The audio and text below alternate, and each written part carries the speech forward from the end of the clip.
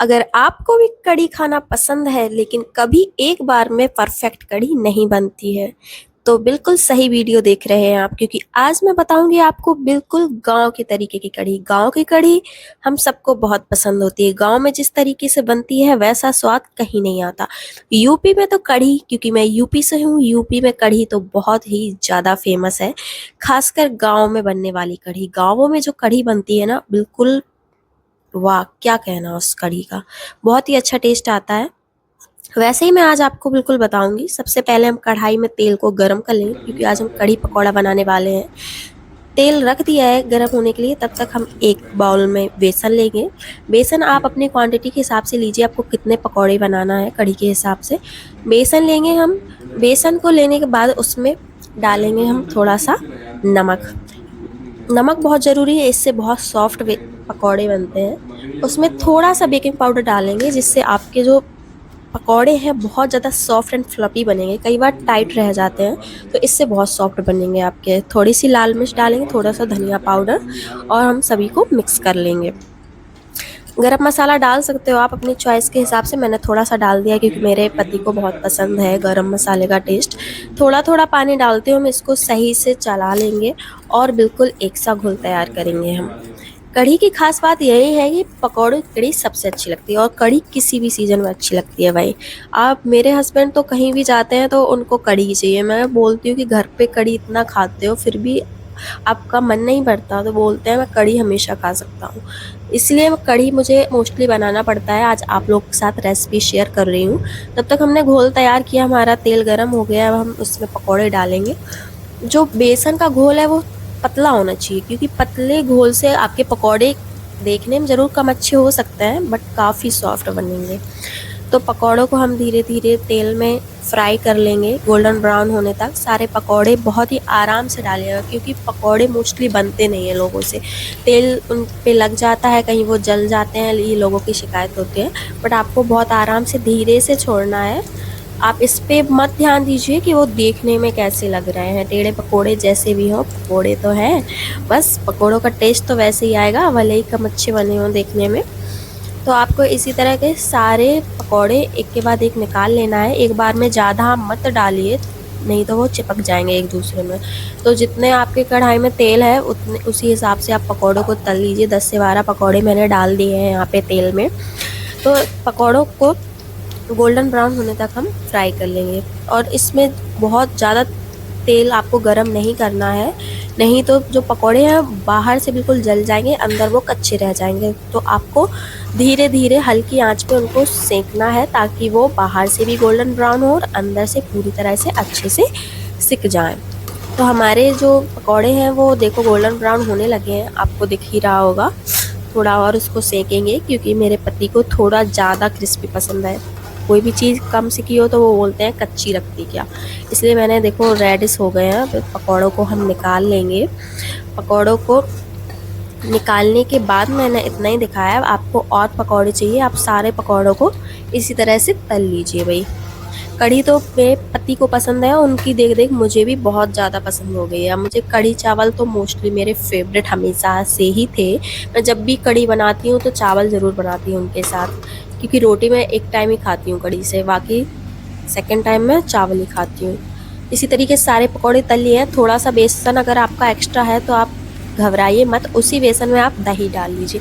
अगर आपके पास छाछ है तो बहुत अच्छा, गाँवों में तो मठा होता है, छाछ को मठा बोलते हैं हमारे यूपी में, तो उसकी कढ़ी बहुत ही टेस्टी बनती है। बट अभी मैं दिल्ली में हूँ तो वहाँ पे छाछ तो नहीं था, तो मैं दही ले आई थी। दही को मैंने पानी डाल लिया दही में, और उसको अच्छे से मथनी से मथ लेंगे। दही जब अच्छे से हमने मथ लिया है, उसमें अब हम ऐड करेंगे बेसन, क्योंकि बेसन पहले बहुत थोड़ा सा था, थोड़ा और डालेंगे उसमें। बेसन से टेक्सचर जो है वो थिक हो जाता है कढ़ी का, तो बेसन हम डाल लेंगे। आपको ज़्यादा गाढ़ा पसंद है कढ़ी तो आप ज़्यादा बेसन डालिए। मेरे घर पे ज़्यादा गाढ़ी कोई नहीं खाता है, तो मैंने 2 चम्मच ही डाला है उसको। आप अपने मठा और क्वांटिटी के हिसाब से डाल लीजिए। छाछ आपके पास जितना है उस हिसाब से कढ़ी में आप डाल लीजिए। तेल थोड़ा सा हमने बचा रखा था, एक्स्ट्रा तेल हमने बाहर निकाल के कटोरी में रख दिया था, क्योंकि कढ़ी के लिए ज़्यादा तेल की ज़रूरत नहीं होती है। थोड़ा सा तेल आप बस डालिए, बाद में हम लोग इसमें तड़का लगाएंगे। तो तेल गरम हो गया है, अब इसको हम छौंका लगाएंगे इसमें मेथी दाना से। हाँ भाई, जीरा से, सौंफ से, किसी से नहीं, मेथी दाना से। ये बहुत इंपॉर्टेंट चीज़ है। कुछ लोगों को मैंने देखा है जीरा से तड़का देते हैं, जीरा का बिल्कुल अच्छा टेस्ट नहीं होता है। आपको मेथी दाना डालना है। मेथी दाने के बाद 2 लाल मिर्च डाल दीजिए और उसके बाद कुछ करी पत्ते डाल दीजिए। करी पत्ते आपके पास नहीं है तो आप स्किप भी कर सकते हो, वैसे अच्छा टेस्ट आता है।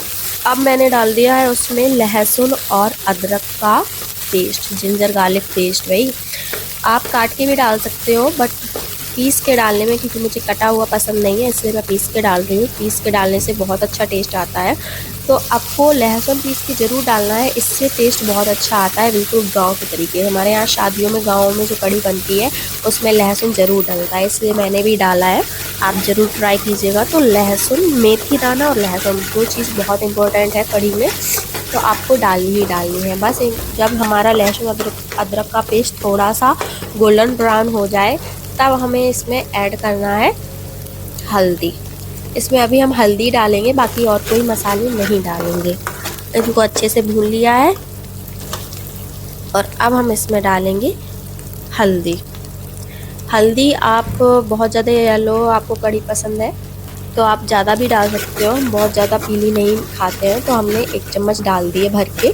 आप अपने अकॉर्डिंग डाल लेना, ये तो सब चॉइस के हिसाब से है।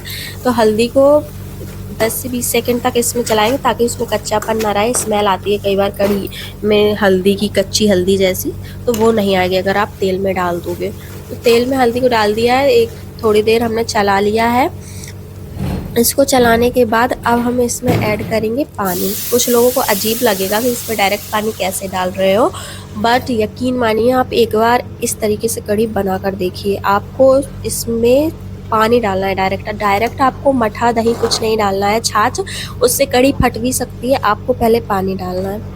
आप एक बार मेरे कहने पर इस तरीके से बनाइए, बहुत अच्छा टेस्ट आएगा सच में। पानी जब खौलने लगे तब हम इसमें नमक ऐड कर देंगे। याद रखें, पानी जब खौलने लगे, अच्छे से गर्म हो जाए, तभी हमें इसमें नमक डालना है। तो अब हम इसमें डाल देंगे 1-1.5 चम्मच नमक भर के। अपनी कढ़ी के हिसाब से आप डाल दीजिएगा टेस्ट के अनुसार। तो हमने 1.5 चम्मच नमक यहाँ पे डाल दिया है अपनी कढ़ी में। कढ़ी को अभी इस पानी को हम खौलने देंगे 1-2 मिनट तक। पानी को खौलने दें, जल्दबाजी ना करें, एकदम मठा डाल देंगे तो वो फट भी सकता है, इसलिए पानी को 1-2 मिनट खौलने दें। जो हल्दी का कच्चापन है वो भी हट जाएगा और इससे बहुत अच्छा टेस्ट आता है। इससे आपका मेथी दाना जो है वो भी थोड़ा सा सॉफ्ट हो जाएगा। अब हम इसमें डाल देंगे जो हमने घोल तैयार किया था छाछ और बेसन का, वो हम धीरे धीरे चलाएंगे। एक हाथ से डालेंगे, एक हाथ से चमचा चलाते जाएंगे। यहाँ पे आपको चमचा को लगातार चलाना है, आप इसको ऐसे डाल के नहीं छोड़ेंगे, वरना आपका जो छाछ है वो बिल्कुल फट जाएगा और आपकी जो कढ़ी है वो बिल्कुल भी अच्छा टेस्ट नहीं देगी। तो आपको ये चलाते जाना है लगातार जब तक कि आपका जो छाछ है, यानी कि जो कढ़ी है आपकी, वो खौलने ना लगे।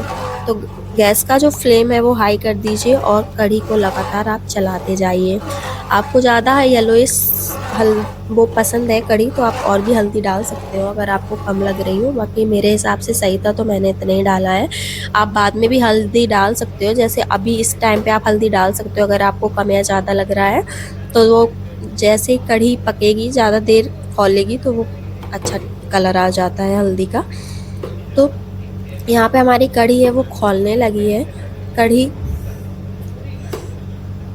को लगभग आपको, अब देखो कढ़ी का जो रियल टेस्ट है, कुछ लोगों को घर में मैंने देखा है कि कढ़ी का टेक्सचर सही होता है, गाढ़ी भी सही होती है, कलर भी सही होता है, बस खाने में उसका टेस्ट अच्छा नहीं आता।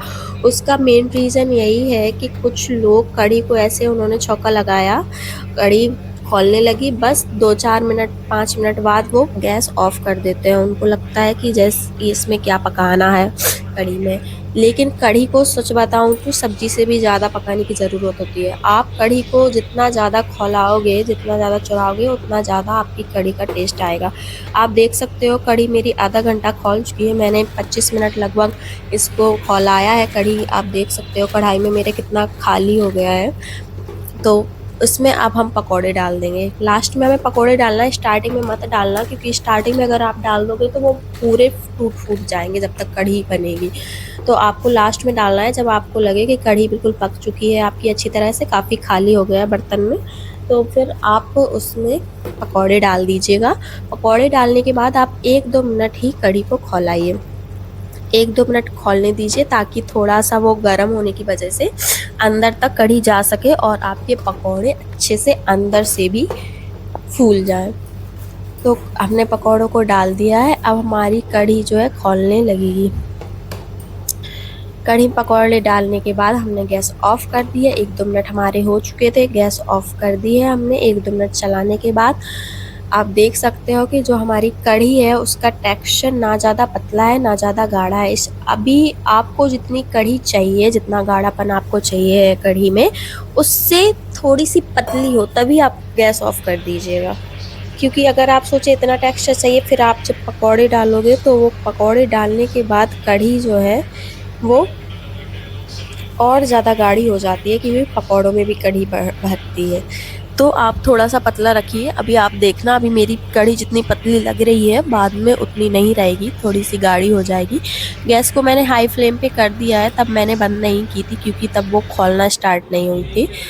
अब मैंने कढ़ी को उतार के रख दिया है। अब यहाँ पे हम छौंका लगाते हैं। मैं यहाँ पे नई शिफ्ट हुई हूँ, इसलिए यहाँ पे मुझे छौंका लगाने वाला बर्तन नहीं है, मैं चमचा में लगा रही हूँ। आप अपने किसी भी पैन में लगा सकते हो। मैंने चमचे में तेल गरम किया है, उसमें मैंने डाला है राई। राई से बहुत अच्छा टेस्ट आता है, ट्रस्ट मी। उसके बाद 2 साबुत लाल मिर्च डाल दी है मैंने, और इसके बाद डालेंगे हम थोड़ी सी हींग। हींग का बहुत अच्छा फ्लेवर टेस्ट आता है कढ़ी में, हींग तो आप डाल दीजिए।